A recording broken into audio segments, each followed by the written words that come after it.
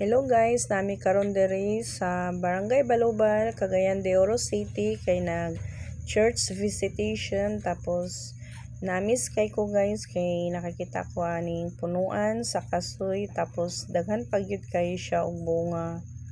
So makita ninyo no nga grabe kadaghan ang iyahang bunga guys.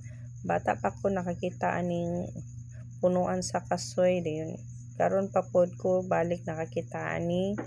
So nindot kay siya no, mayon ta og hinog na ba kay makakaon na ta pero linghod pa kayo guys, di pa siya pwede makaon. So tama lang yun tani sa video guys, so tanaw. So makasanaol na lang jud tani guys kay daghan kayo bunga ang kasoy. So mao na siya guys nga grabe kadaghan ang bunga sa ilahang kasoy.